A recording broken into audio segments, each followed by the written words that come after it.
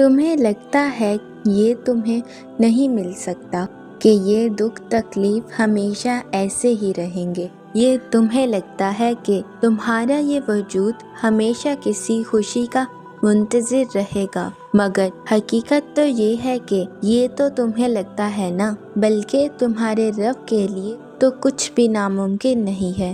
اسی لیے مایوسی کا لفظ اپنی زندگی سے نکال دو۔ وہ ہر شے پر قدرت رکھنے والا ہے۔ وہ تمہارے لیے ہر ناممکن چیز کو ممکن کر دے گا، تمہاری جھولی کو خوشیوں سے بھر دے گا۔ کبھی کبھی اللہ تعالیٰ ایسی خواہشات میں ہمارا دل لگا دیتا ہے جنہیں ملنا ہمارے نصیب میں نہیں لکھا ہوتا۔ کیونکہ نصیب میں نہیں ہوتا تو دل کیوں ایسی خواہش میں لگتا ہے؟ کیوں اس چیز کو ہم سے اتنے فاصلے پر رکھ دیا جاتا ہے کہ جتنا اسے پانے کے لیے دعائیں کرتے ہیں وہ اتنی ہی دور لگتی محسوس ہوتی ہے؟ کیونکہ اللہ تعالیٰ تمہیں اس مقام تک لانا چاہتا ہے جہاں صرف اس کے محبوب بندے ہوتے ہیں۔ وہ مقام جہاں تک سب کی رسائی نہیں، وہ مقام جہاں تمہارا صبر، تمہارا توکل، تمہارے آنسو، تمہارے سجدے اور تمہاری عبادتیں تمہیں اس کا پیارا بناتی ہیں، اور ہر کوئی تو اس کا پیارا نہیں ہوتا۔ اور تب اپنے لیے مانگتے مانگتے تم اس راستے کو چل پڑتے ہو جس کے آخر پہ وہ تمہارا منتظر ہے۔ کیا پتہ جو تم مانگ رہے ہو وہ اللہ نے تمہیں عطا کرنا ہی ہو، مگر وہ چاہتا ہے کہ تم پہلے اس کے قریب ہو جاؤ۔ ہو سکتا ہے وہ تمہاری خواہش تمہیں تب نصیب کرے جب تمہیں اس کی بہت ہی ضرورت ہو سکتا ہے وہ تمہیں تمہاری خواہش کے ساتھ اور بھی بہت کچھ دینا چاہتا ہو۔ تم اس آزمائش میں اللہ پر بھروسہ رکھو، وہ تمہیں تمہاری خواہش ضرور عطا کرے گا۔ اور دعائیں تو ایسے معجزوں تک تمہیں لے کر آئیں گی کہ جو چیز تمہارے بس سے باہر ہوگی وہ تمہیں حاصل ہو جائے گی۔ کبھی کبھی انسان بہت بے بس ہو جاتا ہے، چاہ کر بھی اسے خاموش رہنا پڑتا ہے۔ وہ صبر سے کسی معجزے کا انتظار کرتا ہے، نم آنکھوں سے اپنے رب کی رحمت کا منتظر ہوتا ہے، اور پھر قرآن سے اللہ کا جواب آتا ہے، اور آپ کا رب عنقریب آپ کو اتنا کچھ عطا فرمائے گا کہ آپ راضی ہو جائیں گے۔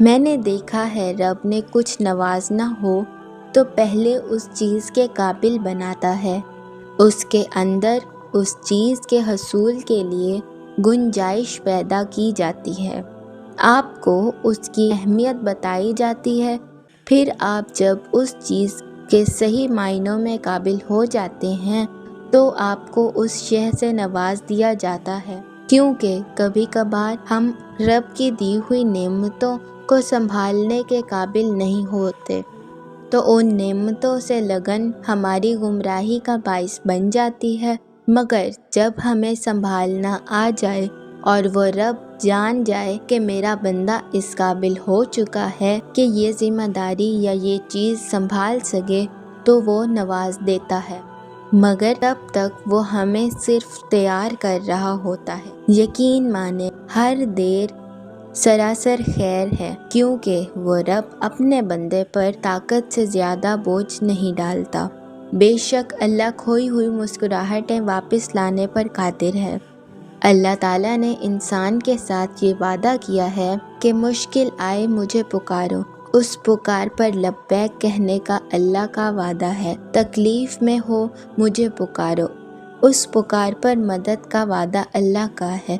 پھر امید دی ہے کہ مشکل کے ساتھ آسانی ہے، پھر کہا رحمت تمہاری تلاش میں ہے، میری رحمت کی طرف چل کر آؤ، میں دوڑ کر آؤں گا۔ تو اللہ نے یہ سب وعدے کیے ہیں اور وہ ان میں سچا ہے۔ آپ صرف یقین رکھیں، جو چیزیں تمہارے اختیار میں نہیں ہیں انہیں اللہ پر چھوڑ دیا کرو، اس کے پاس امانتیں ضائع نہیں ہوتی۔ اللہ تعالیٰ فرماتا ہے، نہ تو تیرے رب نے تجھے چھوڑا ہے اور نہ ہی وہ بیزار ہو گیا ہے۔ اللہ ہی تمہارا پہلا سہارا تھا اور اللہ ہی تمہارا آخری سہارا ہے۔ تم کتنے ہی گناہ گار کیوں نہ ہو، کتنے ہی نافرمان کیوں نہ ہو، جب بھی تم اسے پکارو گے وہ تمہیں جواب دے گا۔ تم پلٹ کر آنے میں دیر کرتے ہو مگر وہ دیر نہیں کرتا، بس وہ تھام لیتا ہے اور رحم فرما دیتا ہے۔ وہ وقت دور نہیں ہے جب تمہارا رب اتنا دے گا تمہیں کہ تم راضی ہو جاؤ گے۔ جس طرح ٹوٹے دل کی آہ عرش ہلا دیتی ہے، اسی طرح ٹوٹے دل کی فریاد بھی سیدھا عرش پر جاتی ہے۔ درد اور تکلیف میں لگائی گئی آواز اللہ کبھی انسنی نہیں کرتا، پھر چاہے زمانہ راہ میں کتنی رکاوٹیں کیوں نہ لگائے۔ یاد رکھو، سارے معجزے یقین کے ہیں، اور اللہ کے کن پر یقین جتنا پختہ ہوگا اتنی ہی عطایں تمہاری منتظر ہوں گی۔